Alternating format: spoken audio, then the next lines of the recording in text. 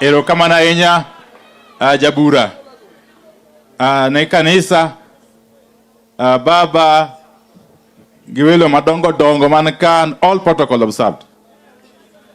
Adwa monda wachi ni kawuono wan ka to wan gi kuyo malicha ahinya kuom gimosa timore kuomwa kowuok e lwet police mar Kenya. And let me say this very, very briefly, that what we are talking about here is a real situation of real deaths, of real Kenyans in the hands of the Kenyan police, without any shade of doubt. Without any shade of doubt. And I want to say this, that the Inspector General of Police, Mr. Japhet Koome, cannot,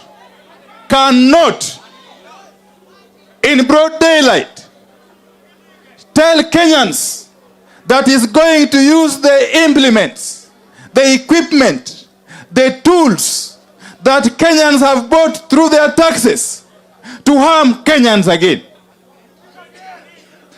That it was never the intention of the drafters of our Constitution. Indeed, it was never the intention of Kenyans when they adopted the 2010 Constitution that the National Police Service would be transformed into a tool to not only oppress the citizens, but to kill them. Secondly, we want the whole world to know that we are putting together a very strong case, and we shall be demonstrating that these acts of aggression by the National Police Service agents and their collaborators were planned, and that there was a clear chain of command, and that they were targeted at specific groups, especially the Luo ethnic group. We are going to demonstrate that. And more importantly, we want to caution the International Criminal Code that on the Kenyan situation, it is not just enough for the ICC prosecutor, Karim Khan, to recuse himself from the Kenyan situation. What we want is an assurance from the presidency of the ICC that the ICC is going to remain impartial. It's going to remain impartial on the matter of the Kenyan situation, from the beginning to the end. As I conclude, I want to read the names of Kenyans, very, very brave Kenyans, who have been killed by police bullets during these mandamanos. And some of them were buried last weekend, some of them were buried this weekend, and others shall be buried later on. And these are Kenyans from all corners of the country, even though a great majority of them are from here. So allow me to read these names, and especially as a way of also commiserating with their families. And very, very quickly, so if you allow me, one Moses Otieno Were, Jamasa Monyinga Gigen Jogo and Police and Onigo. Krochi Kuritu. Moses Otieno Were from Ugenya. Douglas Kalasinga, Lugari. George Morgan, Ikolomani, John Okoth, Alego Usonga, Onego, Robert Oukodhiambo, Suna East, John Benjamin Imbi, Luanda, John Ochieng, Ugunja.